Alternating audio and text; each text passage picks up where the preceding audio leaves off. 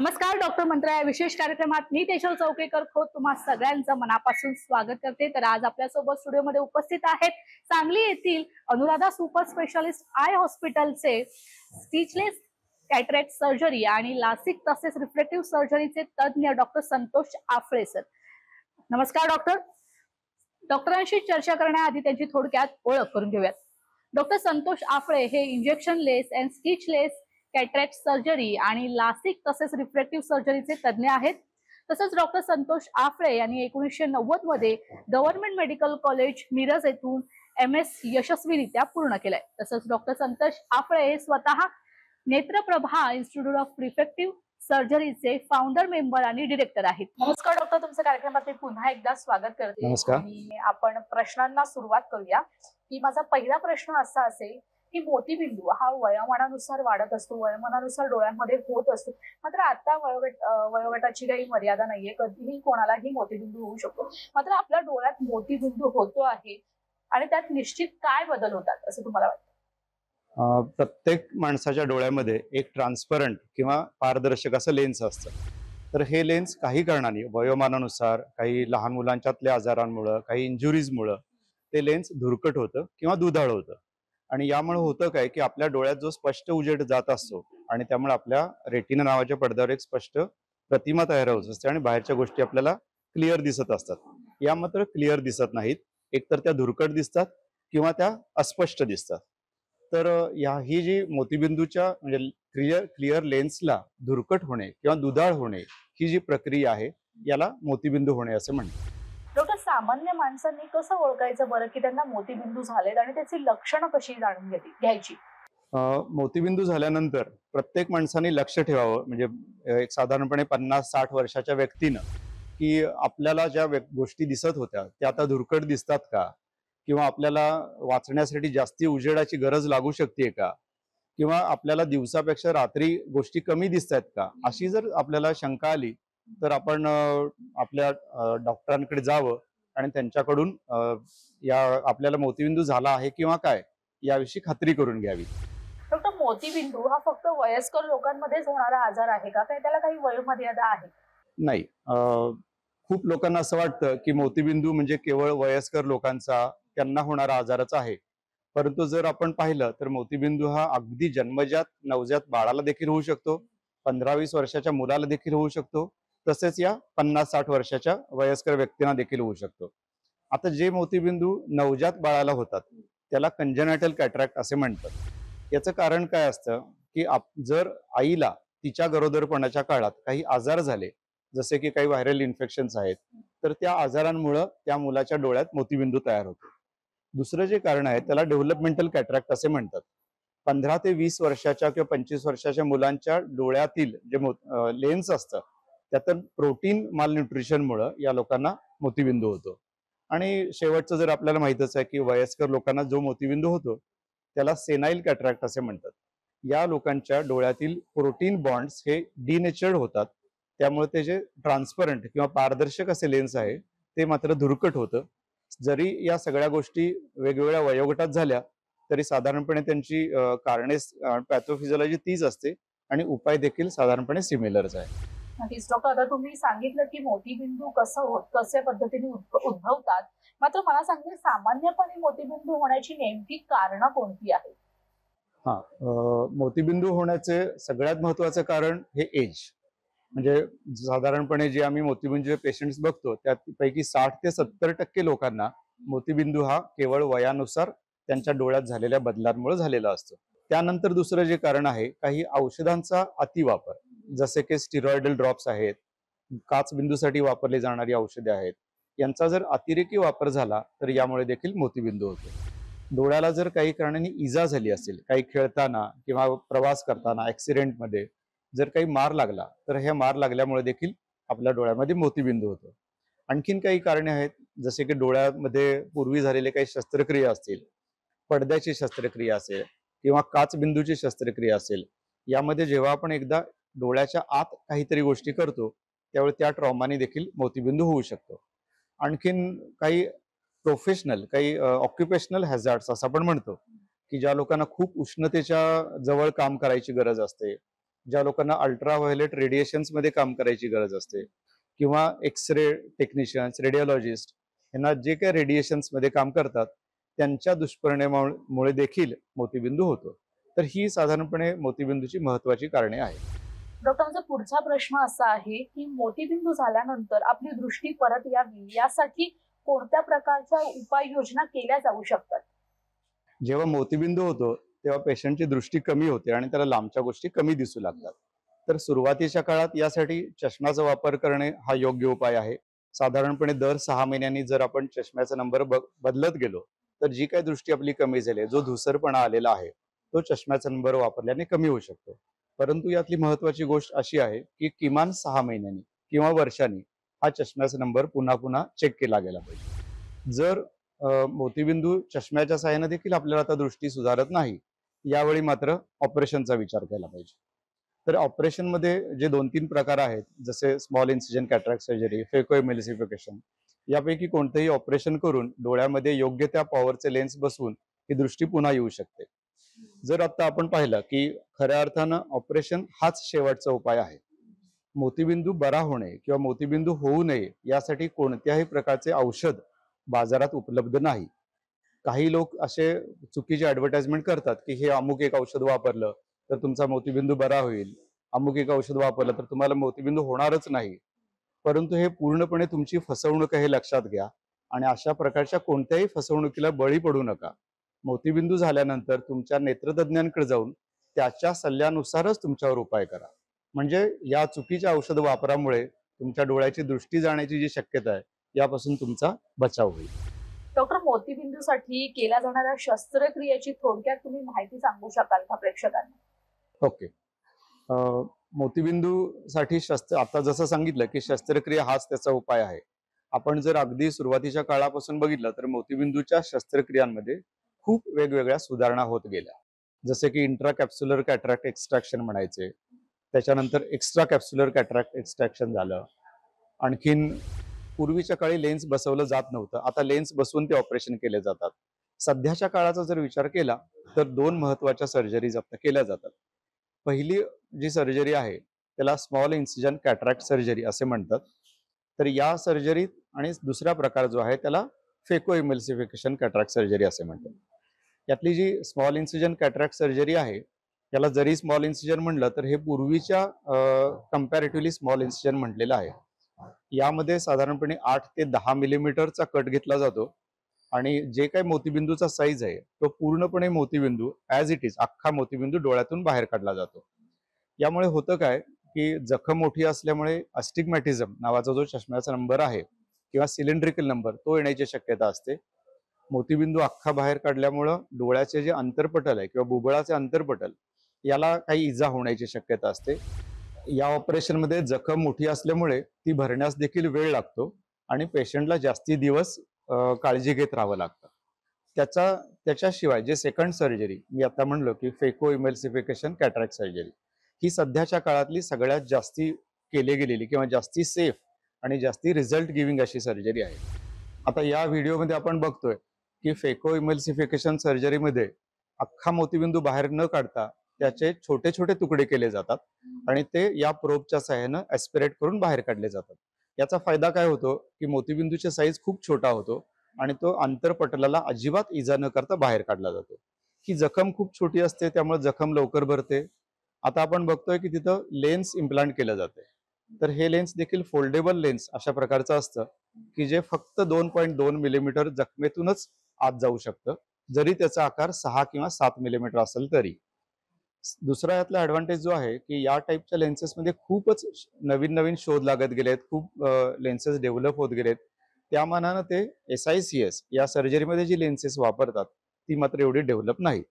त्यामुळे सध्याच्या काळाचा जर आपण विचार केला तर फेकोएमिलिसिफिकेशन सर्जरी ही सगळ्यात सेफ आणि सगळ्यात जास्ती रिझल्ट देणारी सर्जरी आहे. नक्कीच डॉक्टर, छान मार्गदर्शन आम्हाला तुमचं मिळतंय. मात्र अधिक माहिती तुमच्याकडून आम्हाला जाणून घ्यायची आहे. तुर्तास डॉक्टर मंत्र या कार्यक्रमात वेळ झाला एका छोट्याशा विश्रांतीची. लगेचच परततोय.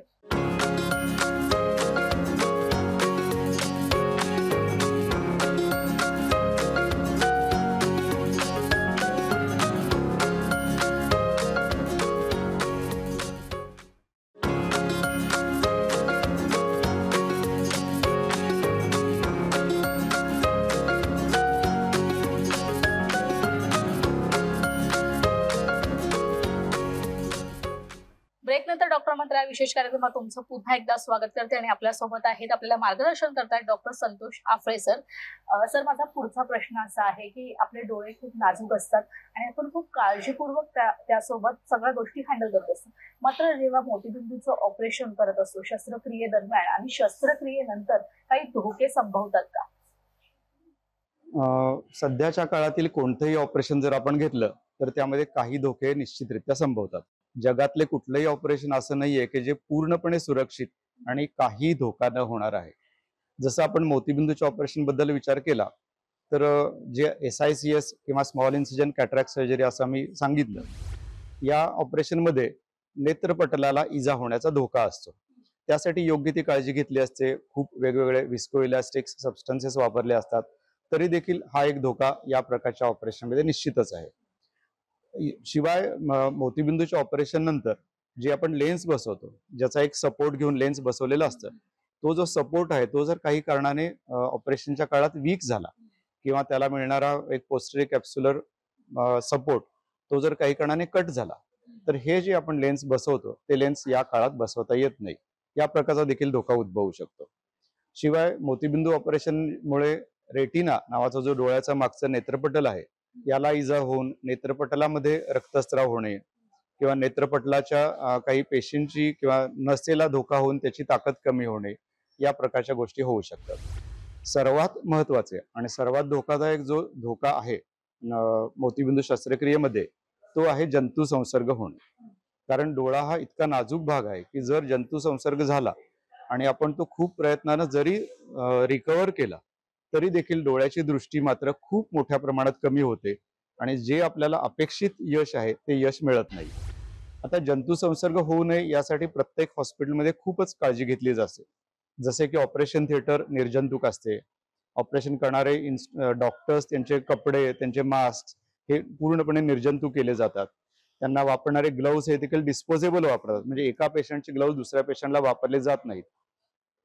आपल्या एकंदरीत भारतातल्या आय हॉस्पिटल्ससाठी एक बेंचमार्क प्रस्थापित केला गेला आहे. भारतातले जे बरेच मोठे हॉस्पिटल्स आहेत जसे की शंकर नेत्रालय आहे, अरविंद आय हॉस्पिटल आहे, त्याच्यानंतर नागपाल यांचे इन्स्टिट्यूट आहे, या सगळ्या इन्स्टिट्यूट्सने एक बेंचमार्क प्रस्थापित केला की 1000 सर्जरीमध्ये एक इन्फेक्शन हे जर होत असेल तर त्या हॉस्पिटलचे स्टँडर्ड खूप चांगले आहे. मला असं सांगायला आनंद वाटतो की आमच्या हॉस्पिटलचा जो बेंचमार्क आहे किंवा आमच्या हॉस्पिटलमध्ये इन्फेक्शन होण्याचे चान्सेस किंवा इन्फेक्शन रेट जो आहे तो 10,000 मध्ये एक ऑपरेशन इतका आहे. त्यामुळे मी अगदी अभिमानाने सांगू शकतो की जर आमच्या हॉस्पिटलमध्ये मोतीबिंदूचे ऑपरेशन केले तर त्यांना इन्फेक्शन होण्याची शक्यता ही 10,000 पेशंटमध्ये एक म्हणजे खूपच कमी आहे. आणि ही सेफ्टी लेवल निश्चितच पेशंटला एक प्रकारचा समाधान आणि एक प्रकारचा कॉन्फिडन्स देऊन जातो की त्यांनी आमच्याकडे अवश्य येऊन ऑपरेशन्स करावे. नक्कीच. डॉक्टर, मोतीबिंदूचं ऑपरेशन झाल्यानंतर सर्व लोकांना म्हणजे जे ऑपरेशन करून बाहेर निघतात ज्यांना मोतीबिंदू झाले त्यांना उत्तम दृष्टी मिळण्याची किती टक्के चान्स असतात? मोतीबिंदूचे जे ऑपरेशन होते त्यावेळी पेशंटला दिसत नसते म्हणून तो आमच्याकडे आलेला असतो. प्रत्येक पेशंटची अशी इच्छा असते की ऑपरेशन झाले की मला आता 100% दिसायलाच पाहिजे. तर सध्याचा जो रेट आहे खूप चांगल्या प्रकारचे ऑपरेशन्स, लेन्सेस, मशीन्स यामुळे साधारणपणे 95 ते 99% इतक्या लोकांना चांगली दृष्टी मिळते. परंतु याच्या मागे काही गोष्टी अजूनही देखील आहेत. जर ही दृष्टी कधी मिळणार आहे जर त्या पेशंटचे इतर सर्व भाग म्हणजे डोळ्यातील नस आहे, डोळ्याचा पडदा आहे, कॉर्निया नावाचं जे डोळ्याचं बुबुळ आहे, त्या सगळ्यांची ट्रान्सपरन्सी आणि फंक्शनिंग हे जर 100% किंवा खूप चांगल्या पद्धतीने होत असेल तर अशा लोकांना इतकी चांगली दृष्टी मिळू शकते. परंतु काही वेळा असे होते की मोतीबिंदूचं ऑपरेशन खूप छान होते, मोतीबिंदूचं लेन्स पण प्रॉपर बसवलं जातं, परंतु त्या पेशंटला वयानुसार त्याचं रेटिना मधल्या ज्या पेशी आहेत त्या पेशींची संख्या कमी झालेली असते, त्यामुळे त्याची दृष्टी सुधारली जात नाही. किंवा या पेशंटला पूर्वी काचबिंदूचा आजार असेल तर त्यामुळे त्याची नस कमकुवत झालेली असते. एखाद्या पेशंटला डोळ्याला जखम झाली असेल तर त्याचं बुबुळ कमी ट्रान्सपरंट असतं, त्यामुळे त्याची दृष्टी कमी सुधारते. थोडक्यात काय की इतर जर काही प्रॉब्लेम नसतील तर जवळजवळ 95 ते 99% लोकांना मोतीबिंदू शस्त्रक्रियेनंतर खूप चांगली दृष्टी मिळू शकते. डॉक्टर, मोतीबिंदूचं ऑपरेशन झाल्यानंतर ते पूर्णपणे बरं होण्यासाठी त्याला किती कालावधी जातो आणि त्यासाठी काय काळजी घ्यावी लागते आणि आपल्या पुढच्या कामाला आपण कधी सुरुवात करू शकतो? साधारणपणे बघितलं तर मोतीबिंदूच्या ऑपरेशन नंतर 3 आठवडे ते 1 महिना एवढी रेस्ट घेणं गरजेचं असतं. याचं कारण काय की मोतीबिंदूच्या ऑपरेशन नंतर जी जखम केलेली असते ती जखम भरण्याचा काळ साधारणपणे 3 आठवड्याचा असतो. त्याचे चष्म्याचा नंबर सेट होण्याचा काळ हा देखील 3 आठवडे ते 1 महिन्याचा असतो. आणि बाहेरून जाणारे जे जंतू असतात ते जंतू डोळ्यात जाण्याची देखील शक्यता असते, की जी शक्यता पहिल्या 3 आठवड्यानंतर जवळजवळ नाहीशी होते. त्यामुळे कमीत कमी 3 आठवडे ते 1 महिना मोतीबिंदूचे ऑपरेशन झाल्यानंतर रेस्ट घ्यावी असे आम्ही पेशंटना सल्ला देतो. काही केसेसमध्ये की जसे काही खूप प्रीमियम लेन्स आपण बसवलेली आहे आणि त्या पेशंटचं प्रोफेशन आहे की तो ऑफिस वर्कर आहे, बँक गोईंग आहे किंवा क्लेरिकल जॉब आहे, तर अशा लोकांनी 5 ते 10 दिवसानंतर जरी कामास गेले तरी चालू शकते. परंतु ज्यांचं कामच असं आहे की त्यांना पाण्याशी संपर्क येण्याची शक्यता आहे, धुळीशी संपर्क येण्याची शक्यता आहे किंवा माती, चिखल, उदाहरणार्थ आपल्या भागात जर बघितलं तर शेतकरी लोक, तर यांनी मात्र 1 महिना निश्चितरित्या विश्रांती घेणे गरजेचं आहे. कारण या काळात जर ते अशा गोष्टींना एक्सपोज झाले तर त्यांच्या डोळ्यात जंतू संसर्ग होऊन जे आपण ऑपरेशन केलेलं आहे ते अयशस्वी होण्याची शक्यता वाढते. आता दुसरा जो पार्ट तुमच्या प्रश्नाचा होता की या पेशंटनी स्वतःची काय काळजी या काळात घ्यावी. सगळ्यात महत्वाची जी गोष्ट आहे की डॉक्टरनी आपल्याला जो काही सल्ला दिलेला आहे, योग्य प्रकारे औषधे घालावीत, योग्य प्रकारे गोळ्या घ्याव्यात, या वेळच्या वेळी जर केल्या ही काळजी इनफ आहे. दुसरी महत्वाची गोष्ट म्हणजे आपल्याला सांगितलेलं असतं की डोळा स्वच्छ पुसावा. यासाठी एकतर आपल्याला स्टराईल कॉटन गॉस दिलेला असतो आणि स्टराईल पाणी दिलेलं असतं, त्या यानेच हे पुसावं. आपण घरातल्या कोणतेही कापड घेऊन कुठल्या तरी अस्वच्छ पाण्याने डोळे स्वच्छ करू नयेत. त्यानंतर जी गोष्ट आहे ती म्हणजे आपल्याला दिला गेलेला गॉगल. आपण बघतो की मोतीबिंदूचं ऑपरेशन झालेल्या लोकांना एक काळा किंवा पांढरा असा गॉगल दिलेला असतो. काळा गॉगल जनरली आपल्या डोळ्यात जाणारे किरण कमी करतो आणि त्यामुळे होणारे दुष्परिणाम वाचवतो. दुसरं महत्वाचं गॉगलचा जो उपयोग होतो तो म्हणजे धूर यामुळे जाणारे जंतू देखील आपल्या डोळ्यात कमी जातात. या 3 गोष्टी जर पाळल्या तर आपली दृष्टी चांगली सुधारते, ऑपरेशन नंतर यश मिळू शकते. काही गोष्टी महत्वाच्या आहेत की सध्याच्या जगात प्रत्येकाला असं वाटतं की मला लॅपटॉप पाहायचा आहे, मला मोबाईल पाहायचा आहे. तर ऑपरेशन झाल्यानंतर काही यंग लोक जे साधारणपणे 30, 40, 45 वर्षाचे आहेत, IT मध्ये काम करणार, ते आम्हाला लगेच विचारतात की मी 5व्या दिवशी काम सुरू करू का? तर हे मात्र निश्चितरित्या धोक्याचं आहे. ऑपरेशन झाल्यानंतर पहिले 10 ते 15 दिवस तुम्ही लॅपटॉप, मोबाईल ह्याचा अगदी गरजेचा किंवा शक्यतो टाळणे हे सगळ्यात महत्वाचं आहे. वाचन थोडंफार केलं तरी चालेल, परंतु वाचन देखील रिस्ट्रिक्टेड प्रमाणे करावं. ही साधारणपणे काळजी आपण घ्यावी की ज्यामुळे आपण एवढं खर्च करून ऑपरेशन केलेलं आहे तर त्याचे मॅक्झिमम फायदे आपल्याला मिळतील. डॉक्टर, समजा कोणता आजार होत झाला असेल त्यावेळेस डॉक्टर त्यांना रुग्णांना शस्त्रक्रिया कधी करायची, कोणत्या वेळेत करायची, ह्या सगळ्या डेडलाईन दिल्या जातात. मात्र मोतीबिंदूचे निधन झाल्यानंतर शस्त्रक्रियेसाठीचा कालावधी काय असतो, म्हणजे कधीपर्यंत आपण ऑपरेशन करू शकतो? जेव्हा एखादा पेशंट आमच्याकडे येतो आणि त्याला कमी दिसतंय म्हणून तो सांगतो आणि आम्ही त्याचं निदान करतो की आता तुम्हाला मोतीबिंदू झालेला आहे आणि तुम्हाला ऑपरेशन करायची गरज आहे, तर पेशंटचा बट नॅचरल पहिला प्रश्न असतो की ऑपरेशन कधी करावे. काही एन्थुझियास्टिक लोक असतात की ज्यांना वाटतं की लगेच आजच ऑपरेशन करावं आणि काही लोकांना वाटत असते की माझं ऑपरेशन शक्यतो पुढं ढकललं जावं. तर याचे काही बेंचमार्क्स आहेत. आपल्या डोळ्याची जी दृष्टीची क्षमता आहे ती मोजली जाते.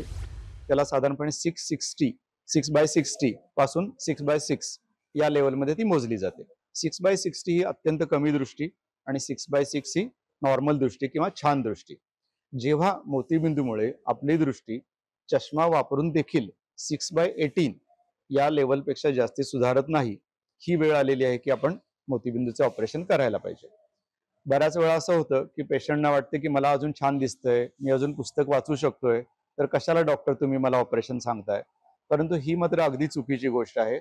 जरी आता तुम्हाला चांगलं दिसत असेल आणि मोतीबिंदूची शस्त्रक्रिया जर आपण आता टाळली तर ती पुढे जाऊन त्या मोतीबिंदूमुळे होणारे काही गुंतागुंतीचे प्रकार तयार होऊ शकतात.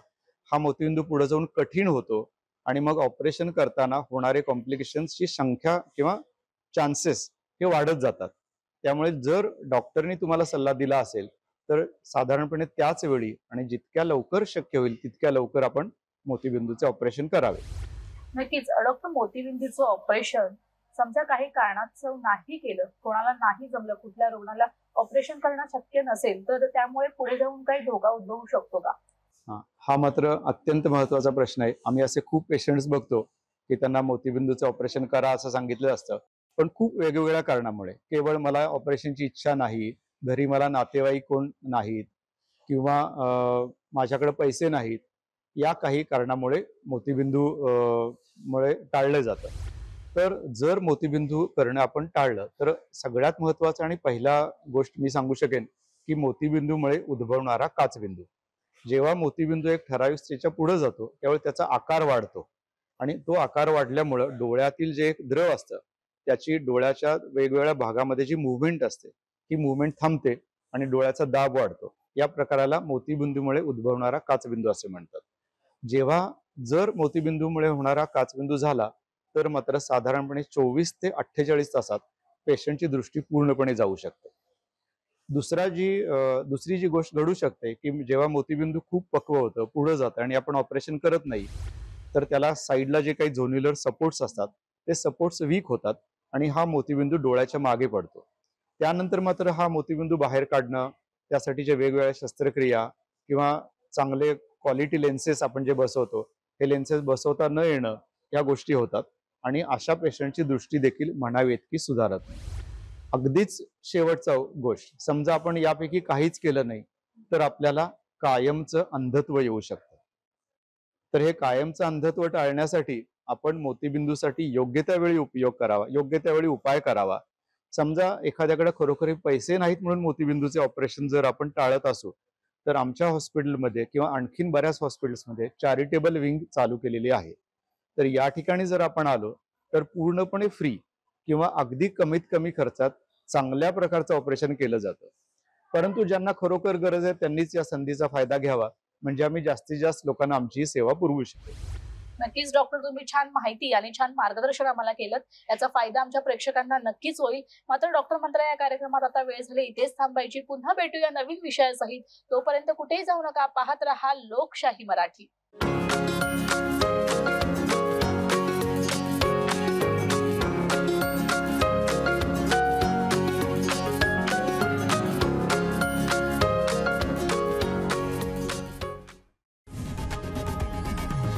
लोकशाही मराठी ऐका, पहा, जागरूक रहा.